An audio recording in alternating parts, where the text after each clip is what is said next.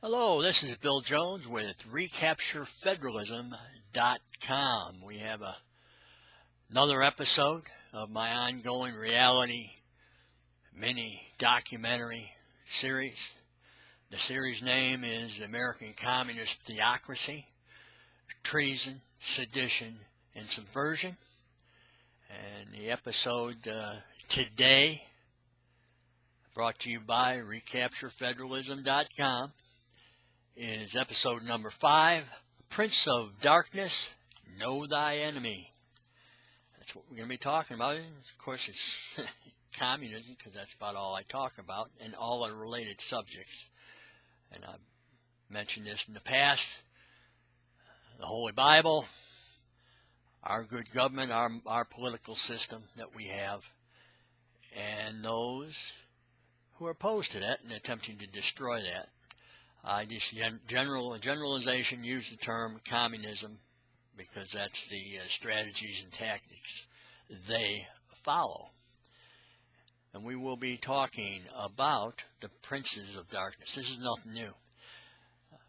Darkness goes all the way back to creation. We'll be getting into that in a second. And throughout the Bible, and I say it, I have said it, and I say it to people all the time, that to me, the Holy Bible is political science cover to cover, and I usually get a strange look. I can sort of sense that somebody saying, oh yeah, sure. But I go through that, and you'll get a flavor of that today as I go through this stuff. We will be going through, I'm going to do some personal history, how I got where I am today. It goes way back. In fact, it goes back over 100 years, believe it or not. I'm not that old, but it goes back that far. And relationship of my personal history and experience to that of communism and people that adhere to communism and are levying war against the citizens of the United States. We do some quoting of, and you know, if you've listened to me before, you know what I'm going to quote. Page 25, 26, and 34 of the Communist Manifesto. And then we'll be going heavy duty into the Bible today. Sometimes I'm heavy duty into the Bible. Sometimes I'm heavy duty into the Communist Manifesto. Sometimes I'm heavy duty or some combination of with the our political system, Federalist Papers, and the Declaration of Independence, the Constitution of the United States, and the Constitution of the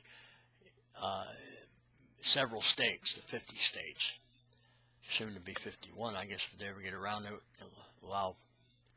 admit Puerto Rico in. But presently 50. There's 50 constitutions. We are a compound republic. We have a federal constitution. We have constitutions in every state, and it's all under the umbrella of a confederation. We essentially were a confederation from the Declaration of Independence. Formally, we were Articles of Confederation, and then with the Constitution, we became a compound republic under a confederation. And that's, you can find out all of that in Federalist Papers 51 by James Madison. And I've been through that before. I've been through it again. To me, it's the most important one of the Federalist Papers, 51, and that's one Federalist paper out of 85 Federalist Papers. Before I go any farther, you know what I'm going to do. If you've heard me before, I give my oath.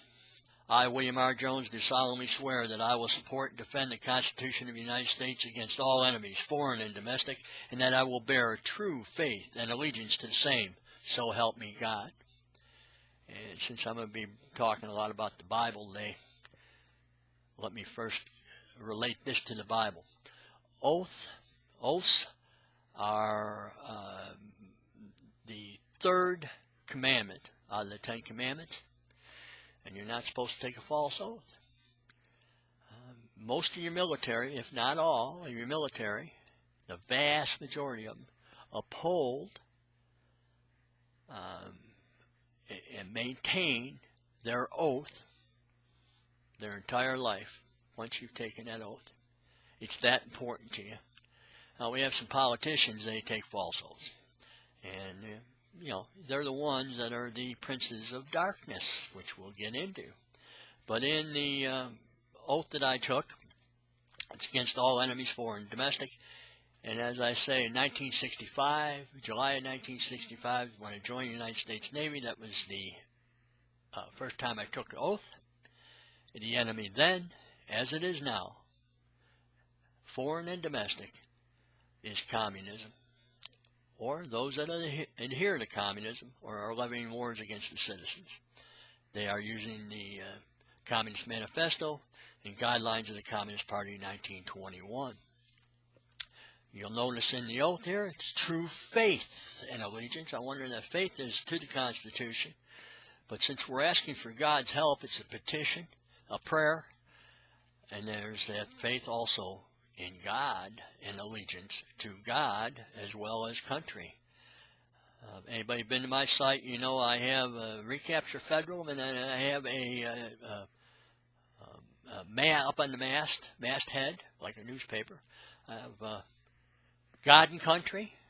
It's still God and country, and not commune state. I adhere to a lot of all that, and that's why I'm here, and we're going to be getting into that now that we've taken the oath. And because enemies of foreign enemies and domestic enemies, and they're the princes of darkness. Princes of darkness. Personal history. I'm going to go back and go into it pretty quick if I can, and it gives you an idea where I'm coming from and where we're at. Communist Manifesto and the Communist Confession of Faith is 1847. Frederick Engels, he and Karl Marx were collaborating on things, and they were both atheists. Frederick Engels' mother was an evangelical. She wasn't too happy when the son denied the Lord and became an atheist. Karl Marx's mother was Jewish, came from a long line of Dutch rabbis. The father, and they were from, I believe, Belgium. Amsterdam, in that area, I should say. Not Belgium, but Netherlands. And the family moved over to Germany for economic reasons. The father, for economic reasons, there was a lot of anti-Semitic activity. Then, as there, has been before and after, and will be. I'll talk about that later on too, because it ties right in with anti-Christianity, and we'll get into that later. And that goes with a biblical basis on that. But the father converted from Judaism to Lutheranism for business purposes, making it easier for him to be in business. And I don't know the depth of his conversion. I think the best of it, and I'll leave it at that, since I'm unaware of it and I have no source on it. However, Karl, the son, was baptized a Lutheran. And as he grew up older, he denied the Lord and he became an atheist. So we have two atheists working together, collaborating. They come up with a Communism Confession of Faith in 1847. Frederick Engels. Karl Marx says, nah, it's not enough. We need to do more. They did it, Frederick Engels did it with a catechism type format. And Karl Marx says, no, we got to expand it, and what we're going to do is we're going to have that format somewhat, but we're going to expand it and make it into a somewhat of a more essay type format, along with a catechismal type format. So, that's 1847, 1848. Karl Marx will die in London in 1883.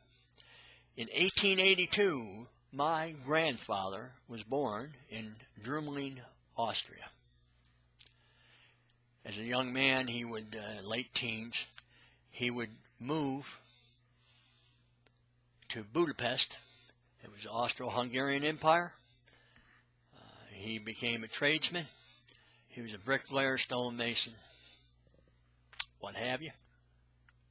That was his trade at that time, profession, trade. That period of time, around 1900 to 1905, while he was in Budapest, there was a great deal of pro-communist labor activities, demonstrations like you've had here in the last few years over in Europe, in Greece, and other places. The communists beating the drums and the unions beating the drums. And there was not domestic tranquility in that part of the world, in Europe, at that point in time. That is why, one of the major reasons, we had so much influx with immigration in the 1890s all the way to 1927, after World War I. We had a great deal of immigration from there. My grandfather came over in 1905, and I have copies of the manifest that he came over on.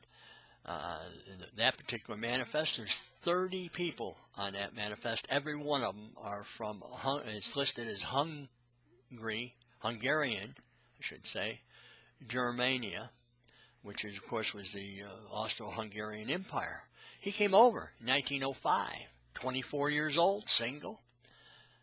Other people came over with him. Every one of those people in there, I don't know how many, were relatives. They were already relatives in Chicago. So he gets into Ellis Island December 18th, 1905, 110 years ago, almost.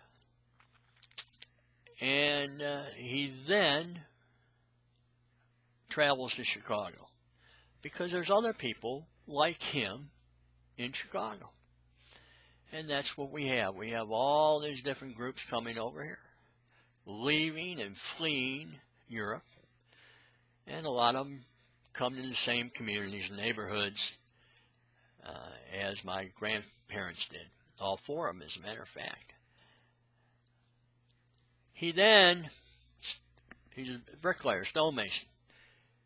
He's anti-communist, anti-socialist, is what my mother used to say all the time. It will turn out that he will die 5 years before I was born. He dies in 1940. I was born in 1945. I never met him, spoke with him. I only know of him through stories told by my relatives, especially my mother and my godmother, who my mother and godmother were sisters.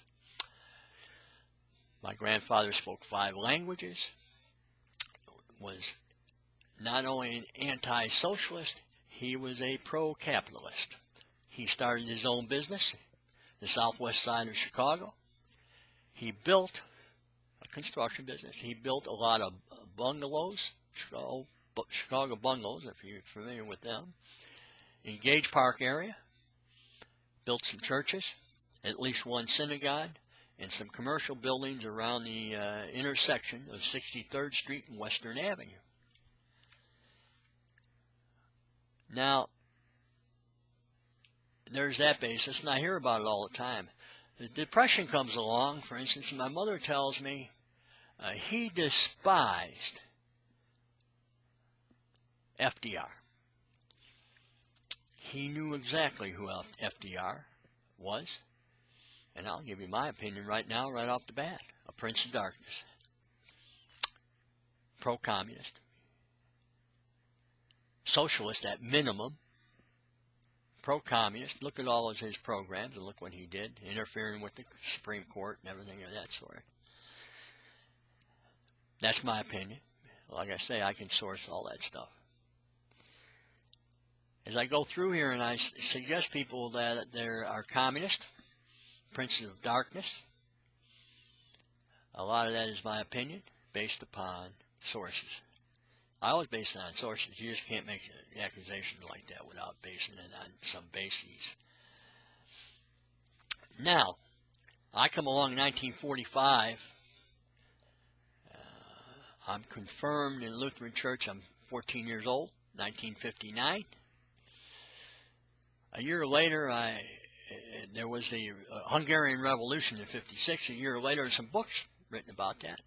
First book I ever read on my own, I had a teacher tell me, I was a freshman in high school, says, you got to read a book.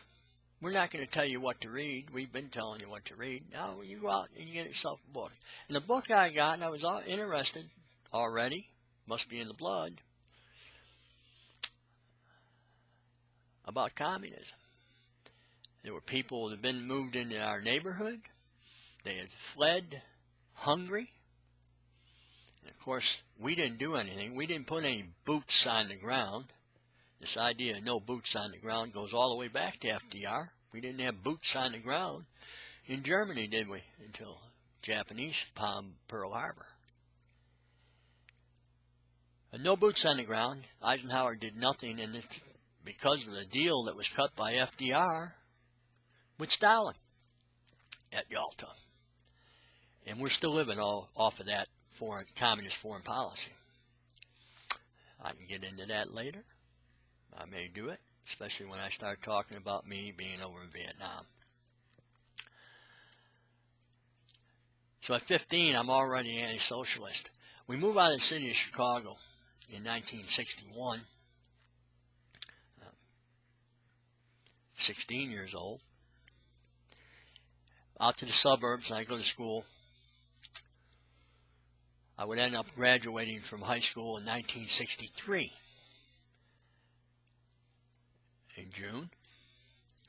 My senior year, which is the fall of 62 into 63, either in the fall session or the spring session, it was mandatory at that time that you have civics and you be taught all about the U.S. Constitution and the Constitution of the state of Illinois. That's the way it was set up. That was the law. That was the regulations at that time.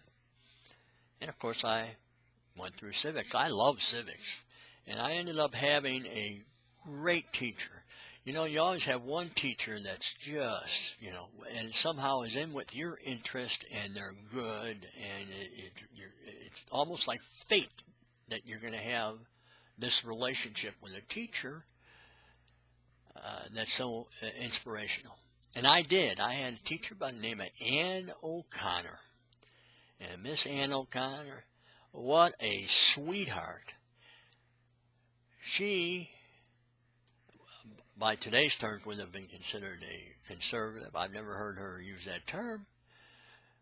But she felt very highly, for instance, of Congressman Ed Derwinski, and who was my congressman at that time, and all the way up through about 1980 when they had a redistricting, and they redistricted him out of there. Of course, that's the supremacy was the political party supremacy by the Democrats in Cook County, really taking hold into the 80s and to the present now, where they are the party, political party supremacy, princes of darkness. And in that class, in that civics class, I learned all about the communists, even more than what I read in the book about Hungary and the Hungarian Revolution. 2 steps forward, 1 step back. They'll cut a deal. They won't keep that deal. They promise not to invade a country. They'll invade. They internally are working in countries to spread communism. And their big quote that I remember her telling was, "Yard by yard, it's hard. Inch by inch, it's a cinch. And that's what they do now, and that's what they're doing in the United States. Domestic enemies of the Constitution. I graduated in 1963. 1965, Vietnam's picking up. Went down. I tried getting in the Marine Corps when I was senior in high school, and I couldn't pass physical. My eyes, I got bad eyes, and they wouldn't take me. When 65, if you were breathing, they were taking you. So I passed the physical, and I decided, well, my family and people I knew, a lot of people, Marine Corps didn't want me, so I'd go in the Navy. And I did. I joined the Navy rather than be drafted for 4 years. Served the United States Navy instead of being drafted for 2 into the Army. Well, they were drafted in the Marine Corps. That would have been something, wouldn't it? Couldn't get in the Marine Corps in 63, but I could get drafted in the Marine Corps in 65 because they need some cannon fodder, you know what I mean? Now, I go in the Navy, and the enemy is communism. My first assignment was at USS Wasp, CVS-18, out of Boston, Massachusetts. It is a support carrier, old World War II carrier, heavy presence, island hopping over in 1944-45 over in the Pacific.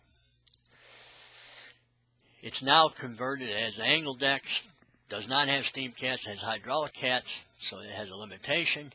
And they use the Essex-class carriers. They use them in anti-submarine warfare. Well, what kind of submarines do you think you're looking for?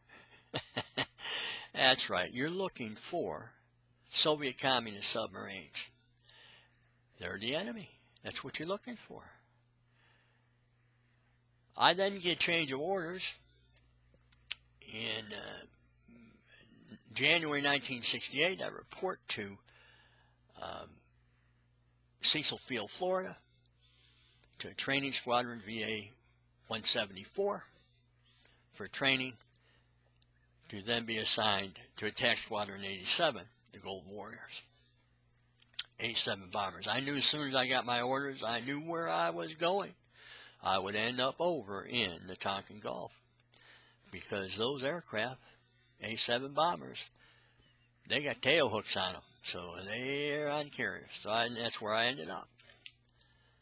Obviously, Tonkin Gulf, you're fighting the communists. You're over in the Pacific. Now, I'm going to show you something. I'm going to show you my medals. Right off the bat, I received no valor medals, no medals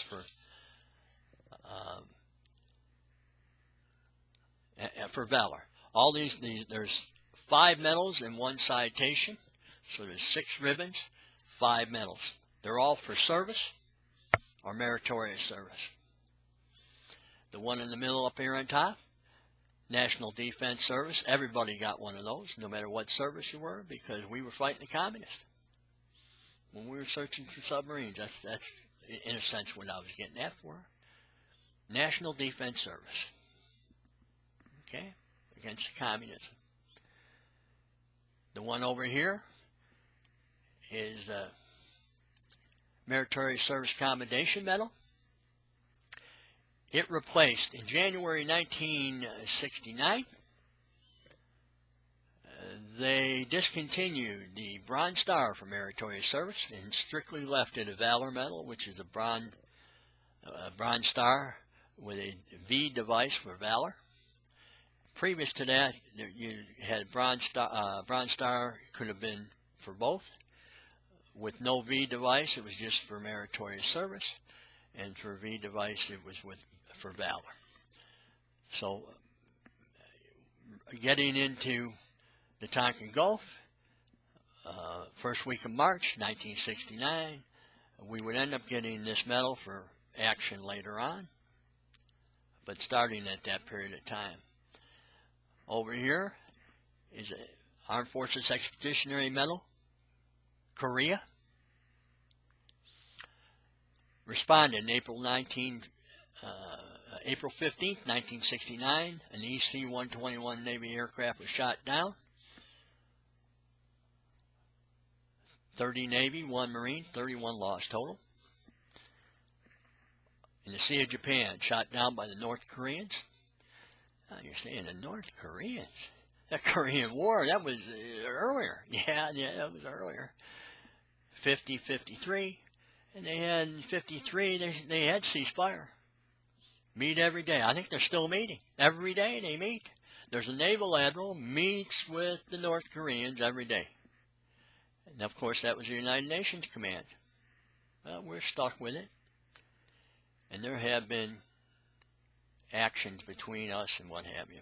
We went over what we steamed from Vietnam, Tonkin Gulf, to the Sea of Japan, 3 days. That old carrier was a huffing and a puffing. The props were coming out of the water. We were going so as fast as we can go. Full speed ahead. Go over there, and we were over in that area for 2 weeks. There were Air Force assets moved over into that area. I believe some Army also. We had 4 carriers, Task Force 71.1, and we did absolutely nothing. The stand down. You hear about Benghazi? This was even a bigger stand down.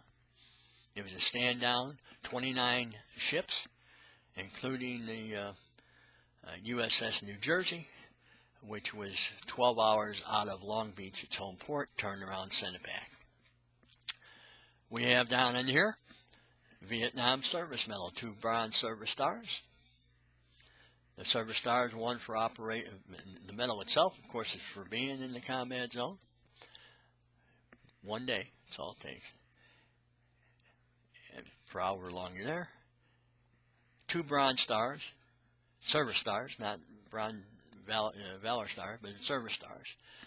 Operation Menu and Operation Apache Snow, Operation Apache Snow.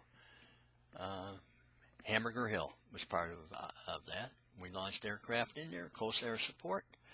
This one over here, Vietnam Campaign Medal. Yeah, I think it's 4 or 6 months, whatever it was, you had to be in and out of the combat zone. And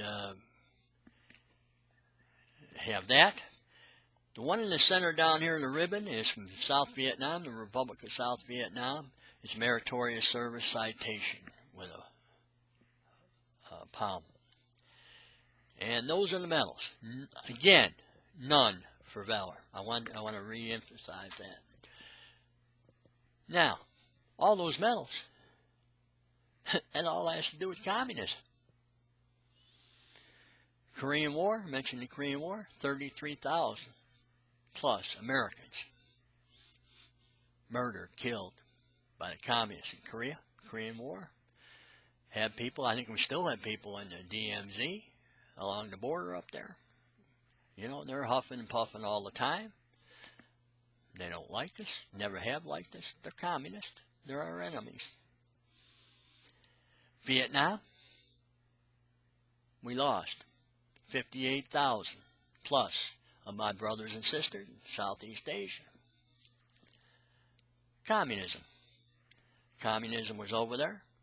Ho Chi Minh, he started the communism. He went over to Soviet Union, Russia in the 20s.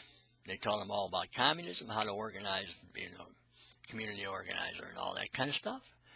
And he taught him very, very well. He was very good at it. He went back to his home country, Vietnam, which was also French Indochina. And he started up the Communist Party in 1930 in Vietnam, in Hanoi. The Viet Minh was named after him. It's the Communist Party. After he died in September 1969, about the same month that I returned to the United States, he died then. And the Communist Party then was turned over. It was no longer the Viet Minh, since he was no longer alive. It's the Communist Party of Vietnam. Well, it started out Communist Party of North Vietnam. Of course, we bailed on it. Again, Korea, for instance, no troops on the ground north of the Yalu River. The Communist Chinese should come down. It's okay for them to come down to help their ally, into the North Korean area. But no boots on the ground north of Yalu over into China, where part of the source of the problem was. They were allies. In Vietnam, we were there all those years. The first man killed in Vietnam was killed, ambushed by the Viet Minh in September of 1945, 2 weeks after the signing of the surrender in Tokyo Bay. He was killed by the communist Viet Minh. An ambush. They said, oh, it was an accident. Yeah, you believe that? I'll say some swamp land. Okay. I don't believe it. It was named, well, he was a Chicagoan, believe it or not, born in Chicago. Lieutenant Colonel Peter Dewey with the OSS, which then became the CIA. So he was the Army intelligence, military intelligence. So that's my history there. And of course, I've always had this, I've been anti-communist since I was 15 years old. I always had this interest in it. Became more and more interested in it. It's still around. It hasn't gone anywhere. These people are still around. They adhere to the Communist Manifesto. Communism has a historical experience of killing people, murdering people, enslaving people, political supremacy, religious supremacy, and so much that I'll read a little bit here from the Communist Manifesto. It's important. It's all about religious persecution, economic persecution, enslavement, and what have you. And where do I get that from? Well, on page 25 of the Communist Manifesto, they talk about political supremacy, abolishing countries and nationality. And that's right. So why do you think these people are coming in from Central America, Mexico, and what have you? Well, those people that adhere to the Communist Manifesto don't believe in country boundaries. Okay? On page 26 of the Communist Manifesto, I have this quote. Undoubtedly, it will be said, religious, moral, philosophical, and juridical ideas have been modified in the course of historical development, but religion, morality, philosophy, political science, and law constantly survive this change. There are besides eternal truths, such as freedom, justice, etc., that are common to all society, all states of society. But communism, really listen to this very, very closely, this next sentence. Very, very closely, listen to it. But communism abolishes eternal truths. It abolishes all religion and all morality. Instead of constituting them on a new basis, it therefore acts in contradiction to all past historical experience.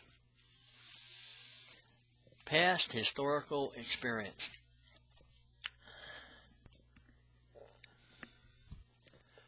The Word and the truth. The Word and the truth. Eternal truth. Religious freedom. Economic freedom. Capitalism. God. Jesus Christ. Buddha. Hindus. On and on and on. Different peaceful religions. All abolished. They're abolishing law. And they abolish all morality, which means they abolish the Judeo-Christian moral code. On their own, they're going to abolish it. No longer exist. You can't believe in Jesus Christ anymore because they abolished all religion. The state takes over. The state replaces God. Violates the first commandment out of the 10. And as I said before, they don't believe in oaths. Well, they don't believe in the 10 Commandments. That's the basis of our legal system. That's the Judeo-Christian moral code. And how are they going to go about doing that? Page 34 of the Communist Manifesto. Finally, they labor, and it's an English or British spelling, by the way, L-A-B-O-U-R. Finally, they labor everywhere for the union and agreement of the democratic parties of all countries. So I guess once they take over, then they eliminate the boundaries because it's all under the umbrella of the Communist Manifesto and the guidelines of the Communist Party. Next paragraph. Very important in here. Listen very carefully. The communists disdain to conceal their views and aims. They openly declare that their ends can be attained only by the forcible overthrow of all existing conditions. Let the ruling classes tremble at the communistic revolution. The proletarians have nothing to lose but their chains. They have a world to win. Working men of all countries unite. You hear that? You see that? The ruling class. Part of the ruling class is veterans. We're supposed to tremble. I'm going to tell you right now, I know enough veterans, men I served with, men who served at other times. Sailors don't tremble. Marines don't tremble. Soldiers don't tremble.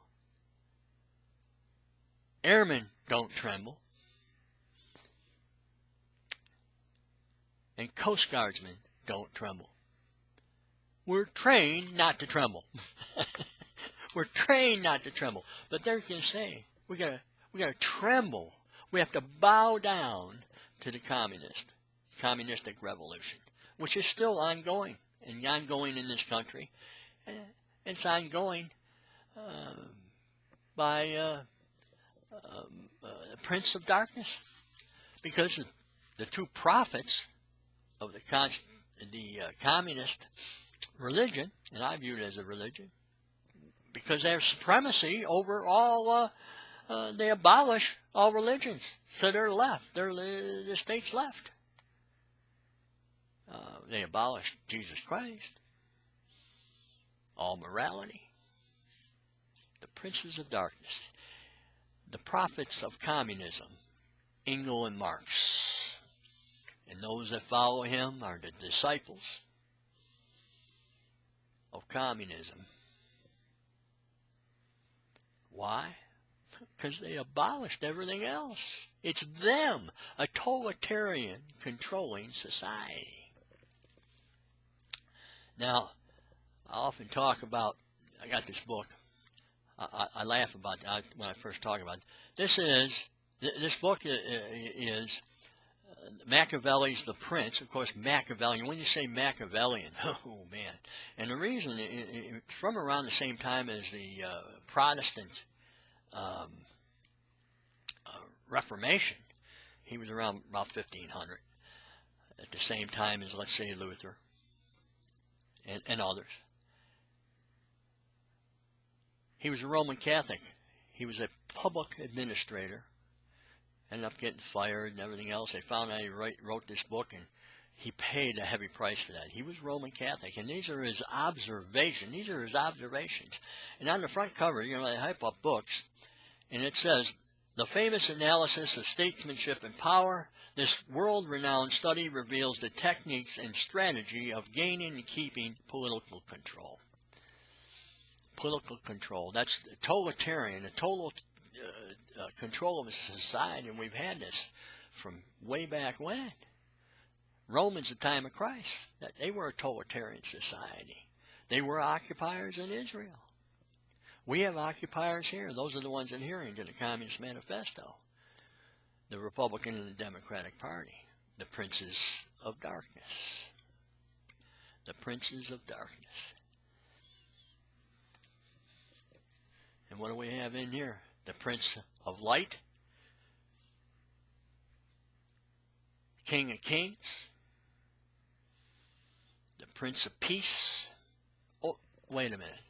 It's all gone. It's been abolished. Machiavellian types have taken over. They're super Machiavellian, though. They're Machiavellian on steroids, and that's what communism is. Totalitarianism, super Machiavellian. Now, Prince of Darkness, where does darkness come from? I'm going to start right out. You know where the darkness comes? The first 5 verses of the Holy Bible. Darkness, by the way, one of the definitions is evil. And, yep, that's where it starts at. That's what darkness is. God created the heavens and the earth and in the very beginning, and the earth was without form and void, and darkness was upon the face of the deep, and the Spirit of God moved upon the face of the water. There it is, in the beginning. I view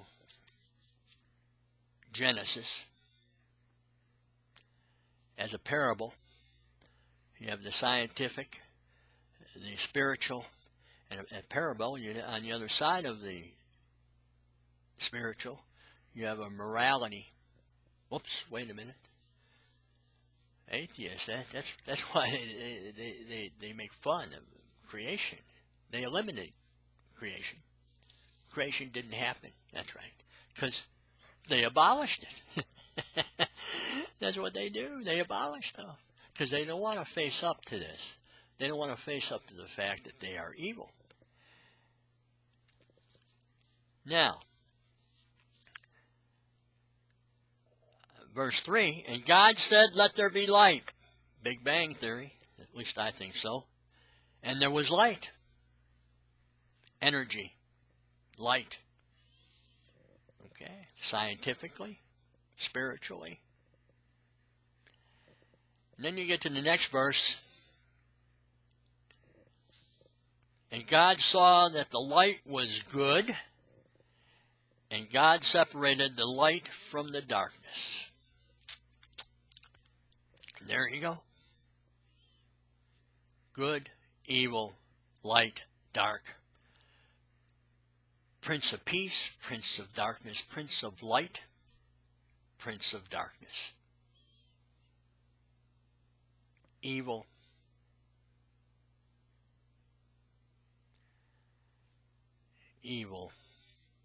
Satan,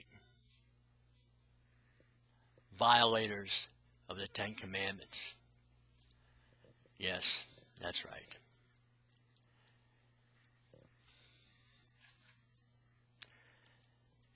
Then you go on, and I just go up to a scripture and biblical readings. In the 5th book of Moses, if I can find it here, the 5th book of Moses is Deuteronomy. And I like some stuff in there if I can find it. There we go. First of all, going back to my personal history, when I was confirmed in 1959 as a Lutheran, the ministers in the Lutheran Church, the ministers have people go through their class, and they give them a scripture reading when they're confirmed. And I got one. This minister I had, he pegged me pretty good, I guess. I love it. Deuteronomy 31, verse 6. Be strong and of good courage. Fear not, nor tremble before them. For it is the Lord your God who goes with you, and he will not fail you, nor forsake you. We're back to that tremble deal. I don't have to tremble to the communist. I got God. Oh, by the way, they're not abolishing my God, my moral code. They're not abolishing the eternal truth. I refuse to allow them to do that. And I will not tremble, because I have God with me. I've known that for a long time, haven't I? Over 50 years. Now, in Deuteronomy, let me go to 15, verse 6. It's interesting in relationship to today. Okay? Deuteronomy 15, verse 6. For the Lord your God shall bless you, as he promised you, and you shall lend to many nations, but you shall not borrow, and you shall not rule over many nations, and you shall rule over many nations, but they shall not rule over you. Of course, this is about the chosen people. It's also about everybody else, too. We're extensions from those chosen people. If you're a Christian like me, and I'm going to get into it later, John 15, he chose me. Okay? And I should follow this. Lend to many nations, but you should not borrow. You should rule over many nations, but don't let them have rule over you, the many nations. Even the early Jews were told by God, way back in the 5th book of Moses, you shouldn't have a United Nations, an International Monetary Fund, and a World Bank run by communists and the princes of darkness. Also in Deuteronomy, if you ever get a chance, read the whole chapter 32. And I'm going to read a chunk of it, but the whole chapter of Deuteronomy 32, which is known as the Song of Moses. And I'm going to try and read verse 27 through 43 right now. Because you see, what was happening then, it happened over and over. Don't mention Sodom and Gomorrah. Happens over and over and over. We go into this cycle and things are dismal. We're enslaved and everything. But as long as you believe and have faith in God, things are going to get better. Because you're going to work with him and you're going to make things better. When you get down there in the valley of death, that's right. Deuteronomy 32, 27. Had it not been for the wrath of the enemy, who had become strong, and had it not been for the boasting of the adversary, who would say, it is our hand that has prevailed, and the Lord has not done all this, I would have blotted them out. For they are a nation void of counsel, neither is there any understanding in them. Oh, that they were wise, that they understood this, and they would consider their latter end. How should one chase 1,000 and put 10,000 to flight, except their mighty one had delivered them to their enemies, and the Lord had hemmed them in? Again, we have the word enemies. Prince of darkness. Continue with 31. For their strength is not as our strength, even our enemies themselves being judges. For their vine is the vine of Sodom and of the fields of Gomorrah. Their grapes are bitter grapes. The clusters are the gall to them. Their venom is the venom of dragons, and the cruel venom of asps. Is not this laid up in store with me, and sealed up in my treasures? To me belongs vengeance, and I will recompense them at the time when their foot shall slip, for the day of their destruction is at hand, and the misfortune shall come upon them makes haste. For the Lord shall judge his people, and be consoled for his servants, because he will see that their power is gone, and there is none to help or sustain. And he shall say, where are the mighty gods, those in whom they trusted, who ate the fat of their sacrifices and drank the wine of their drink offerings? Let them now rise up and help you. Let them be your protection. That's what happens. They're left helpless. Your enemies will be left helpless because of God. And we continue 39. See now that I, even I, am He, and there is no God besides me. I cause men to die, I make alive, I wound and I heal, and there is none that can escape out of my hands. For I lift up my hand to heaven and say, I live forever. I will whet my glittering sword at the lightning, and my hand shall take hold of judgment. I shall render vengeance on those that hate me, and cause my enemies to surrender. I will make my arrows drunk with blood, and my sword shall devour flesh, with the blood of the slain and of the captains, from the crown of the head of the enemy.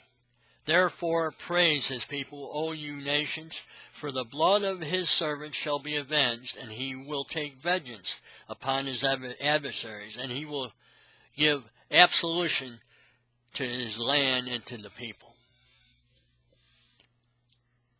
It's all in defense, isn't it? Defending against the enemy. It's not initially offensive. But oh, they put boots on the ground, don't they, against their enemies, against the enemies of God. That's the right way to do it. If you believe. And yet we have people, and I'll get into that later, who deny the Lord. They may say otherwise, but it's hard to believe pathological liars, if you know what I mean.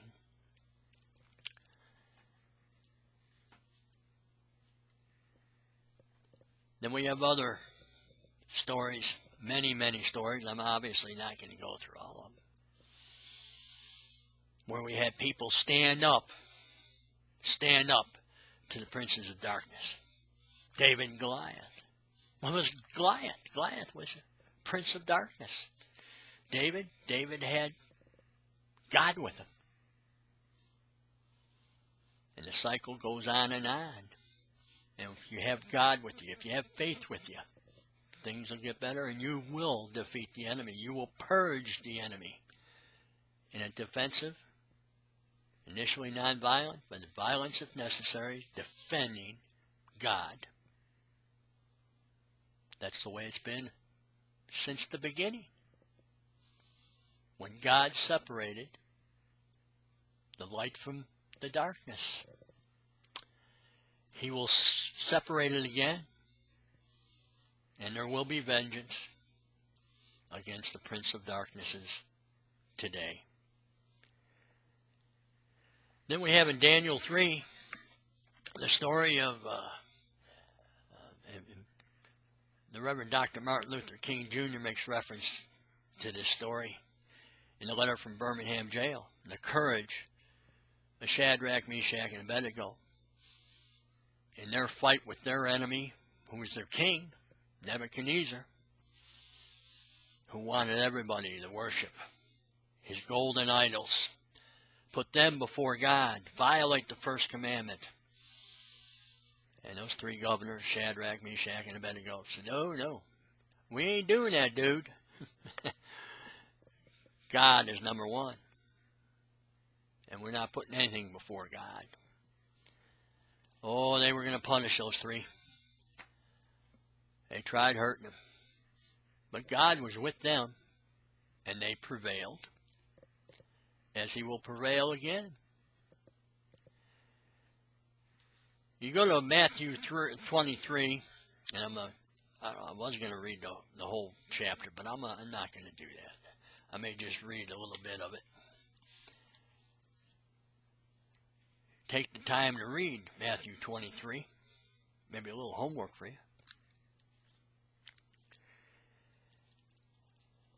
Matthew 23, first of all, a little background. We have the time of Christ. Of course, Matthew is one of the Gospels, 4 Gospels. Gospel according to Matthew. And we have At the time of Christ, the atheist Romans are in, and they're a totalitarian government, control everything. They are the occupiers of Israel. And there's a collaboration between the Jews for survival more than anything else. The leaders of the Jewish people at that time, of course, were rabbis. And there was also political parties. Boy, yeah, there were political parties back then. By the way, that's where our founders found out political parties. You're not supposed to have any in our country because they're of the world and they're corrupt. And I'll get into that in a bit too.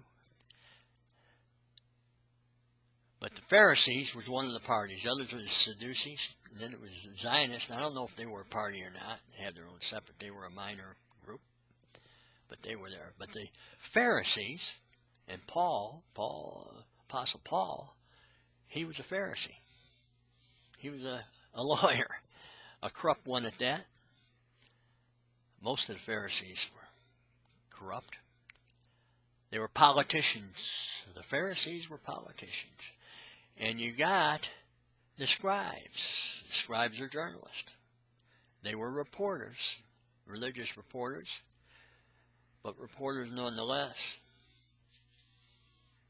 for the Pharisees. They were in there tight together. Just sounds familiar, doesn't it? Yes, it is. Goes over and over. And Matthew 23 is known as the woe be to the scribes and the Pharisees. Woe be to the scribes and the Pharisees. Woe be to the journalist, the party press, if you will, and the politicians. Different kinds of politicians, different kind of ages. And the ones that are corrupt, woe be to them. Matthew 23, it starts out. Then Jesus spoke to the people and to his disciples, saying to them, the scribes and the Pharisees sit on the chair of Moses. Therefore, wherever they tell you... Let me start that over, verse 3. Therefore, whatever they tell you to obey, obey and do it. But do not do according to their works, for they say and do not. Sounds like politicians and writers, doesn't it? Yeah. Of today. 4. And they bind heavy burdens and put them on men's shoulders, but they themselves are not willing to touch them even with their own finger.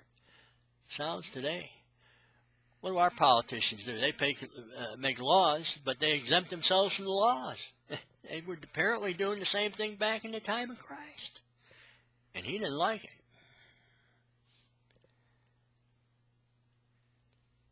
And all the works they did, and all the works they do, just to be seen by men, for they widen the fringes of their garments, and they lengthen the ends of their robes. Wow. Boy, that sounds like the Supreme Court justices, don't it? Yeah. Oh, yeah.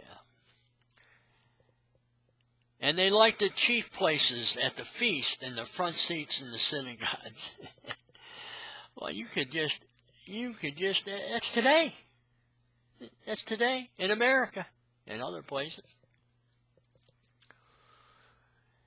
And the greetings in the streets, and to be called by men rabbi. Let me do a lot of talking here. Got to have a swig of water. You see, that's what's happening. It's same, over, goes in cycles. And let me see here. And the greetings in the streets, and to be called by men rabbi. Today we have, and of course, called reverends. And some of them reverends aren't really that good at reverends, like the black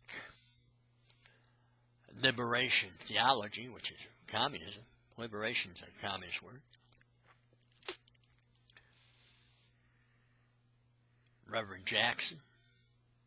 Reverend Sharpton. Hey, who's he work for, by the way? He works for the scribes. He works for the corporate scribes there. NBC, Universal, Comcast, I think they're all together now. MSNBC. The bottom of the bucket in the news world. But you should not be called rabbi, for one is your master, and all you are brethren. And call no one on earth father, for one is your Father in heaven. Nor be called leaders, for one is your leader, the Christ. Yeah, we had Hitler, he was called Der Fuhrer, wasn't he? Yeah. How many of them are there called leaders, political leaders? And if they're communists, they're state leaders. They've taken the place of God. Yeah, that's right.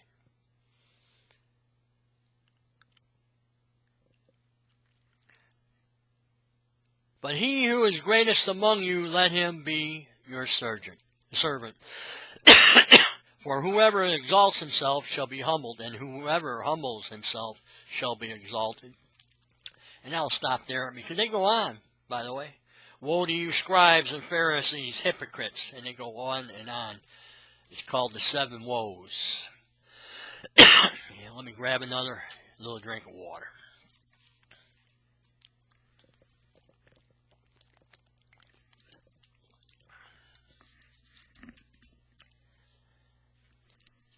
And let me continue on. You know, we go a little farther and we go into Luke. The Gospel according to Luke.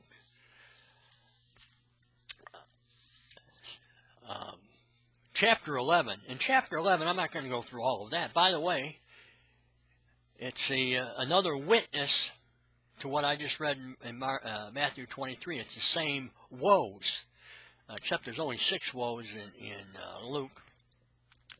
But it's adhering, to, of course, to the Jewish law where you have 2 witnesses. But in verse 11, I'm going to read some of that. I'm going to read 21:22, which is the basis for the right to bear arms and protect your home, the castle doctrine. That's where this comes from.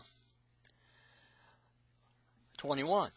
When a strong man is armed and keeps watch over his courtyard, his property is safe. But if there should come one who is stronger than he will conquer him and take away his armor in which is trusted and divide his spoils. Now, spoils. In the Communist Manifesto, one of the Communist Confession of Faith, question 3 is how they have the aims of communism. And hang on to your wallets, everybody. Because the aim of communism is to abolish all private property and make it into community property and property of the state. That's right. That's what it says. So you better hang on to your guns and defend your private property. Of course, we've been losing a lot of it already. They're pretty well down the road, these Prince of Darknesses. And next I'm going to read 23 and 26 on Luke. He who is not with me is against me, and he who does not gather with me shall scatter. Of course, that's a direct quote from Christ. It should be noted the communists have a similar attitude in their guidelines of the Communist Party in 1921. They view anybody who is not a supporter of communism and the communist revolution is an enemy of that revolution. Which means they view me, someone like me, who is an enemy of communism. I guess they view all veterans. That's why you have Mr. Obama, when he first took office, keep an eye on those veterans. You know why? Because we're enemies to communism, and he's a communist. A prince of darkness. A prince of darkness.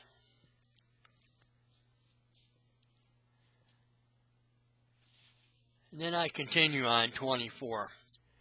And this 24 through 26 is a standard operating procedures for a prince of darkness and people who are committing evil. Yeah. This is operating manual for the 7 deadly sins. When an unclean spirit is gone out of a man, it goes away and travels in places where there is no water, to seek rest.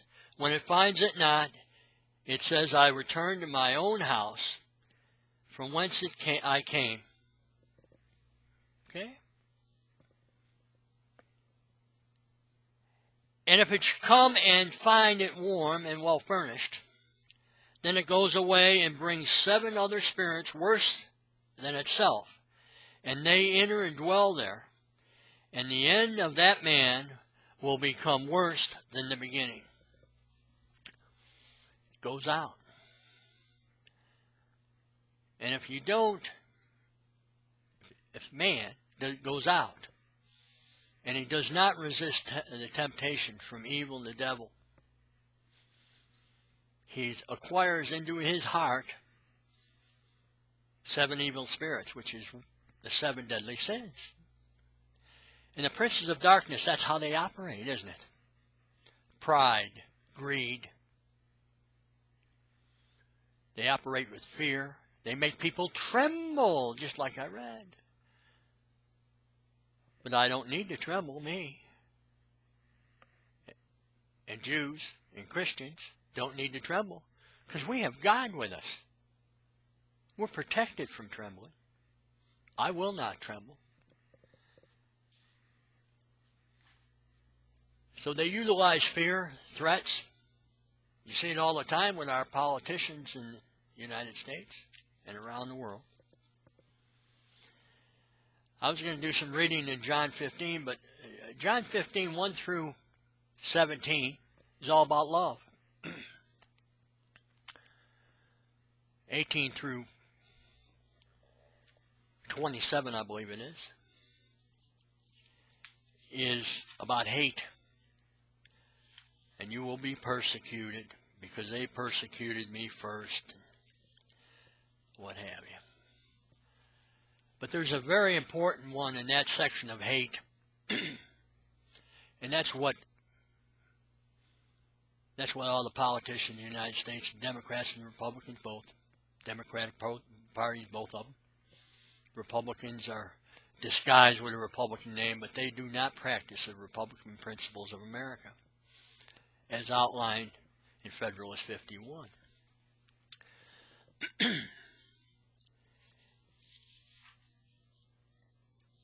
And if I can find it here, John 15:25. So that the word which is written in their law may be fulfilled, they hate me for no reason.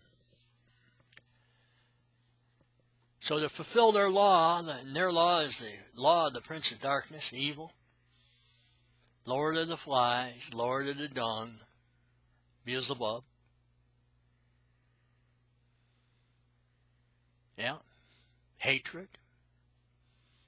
That's their laws. Sharia law. Sharia law, that's where you get.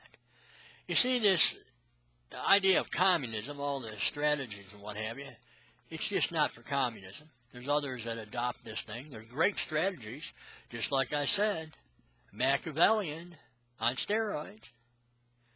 And that's what you have over in the Middle East today. They abolished 21 Christians the other day. That's abolishing Christianity.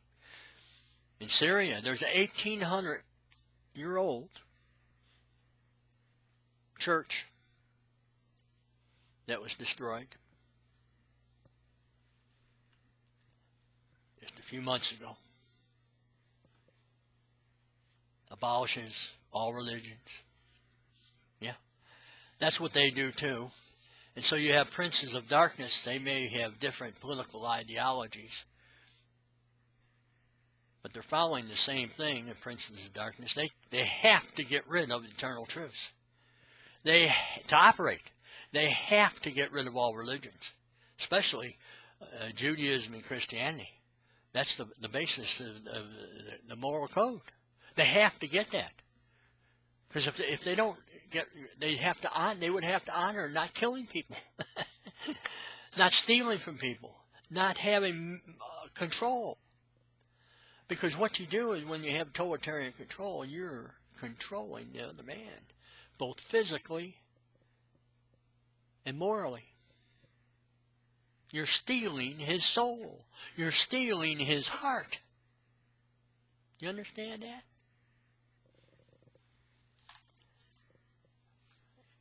And I'm going to read one more thing. 2 Peter 2. A little favorite of mine. Of course, I got a lot of favorites. It's all over here. And a lot of it, all to me, political science. If I can find it.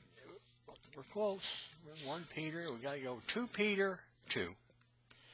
And I'm going to read a couple verses here.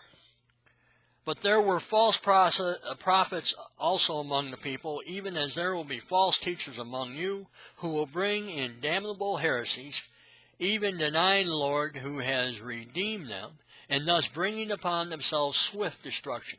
Many will follow their pernicious ways, by reason of whom evil will be spoken, the way of the truth, and through covetousness they will exploit you with vain words, whose judgment from the very beginning has not ceased, and their damnation is always active. Covetousness. Thou shalt not covet anything of thy neighbors. And what is communism? I've been over this before.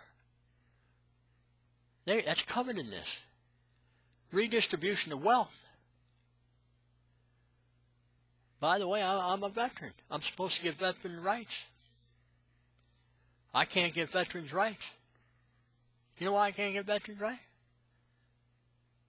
The joint income of myself and my wife is too much, so we have redistribution of wealth. I can't get it.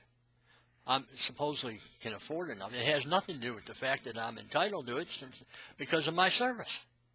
They don't care about my service against communism, do they? That's why the veterans are being treated the way they are. Lies. Pathological lies. They're telling you what they say is the truth, but they're damnable lies, pathological lies. They're passing it off as the truth, but they're lies. Thou shalt not bear false witness against thy neighbor. Oh, they abolished all that. They abolished all of that. And Engels and Marx, the atheist prophets, with disciples all over the world, pushing their strategies and tactics for world domination, totalitarian governments, without the authorization from God. They have their own authorization of atheism, out to destroy and abolish Jesus Christ, God, and the Holy Spirit. Yep. Well, I'm going to leave off with that today. One little word. If you would go to my site, recapturefederalism.com, if you subscribe, I'm going to be having more of these mini documentaries. Try to have, I don't even know how long this one lasted. I'm trying to go from an hour to an hour and a half in that range. And I don't even know if I passed that up or not. Looking, I think it may have been in that range today. But please go on my site. Subscribe. We have a lot of things. I have all sorts of, been doing it for the last several years, not on a regular basis, too sporadic, and I'm doing more regular basis now of presentations. These mini documentaries, like I say, I'm at episode 5. I don't know how many episodes I have. I can do this stuff. I've done this research on this for 50 years, so I think I can come up with a lot of subjects for a while. And this is a raw, and I've said this in the past episodes. This is a raw, okay? I will be later on, I will be taking these down from YouTube, and I will be making probably a course from it. I'll be editing this stuff out. Some of the stuff I will edit some of it out, and I'll have a scene, let's say, and have that up free. And I'm going to be having these documentaries edited and on my on a member page. I am a capitalist, so we're trying to make a little money off of this. We have all these other communist racketeers and profiteers. They're making money off of communism. I ought to be making money off of anti-communism. I mean, I'm a capitalist. They're supposedly anti-capitalist. But you know how they are. It's okay. It's not capitalism for them. It's, communism. They're part of the leadership class with the politicians and the communist leadership. And with that, one more thing, and that is hopefully people out there, you speak up like I speak up. There is a danger.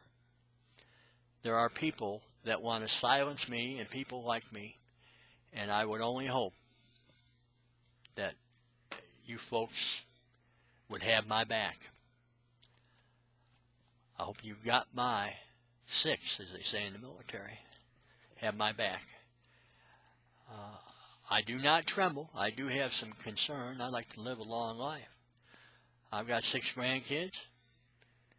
And like my grandkids and your grandkids or kids, whatever the situation is, they are enslaved. We are enslaved.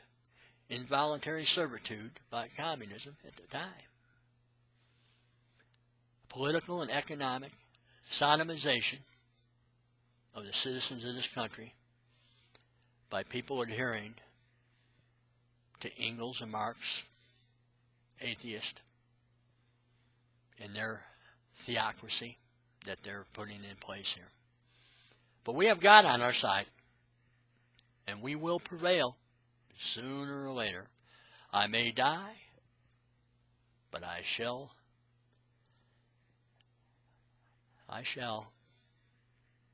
continue on. Until the next time, have a good day.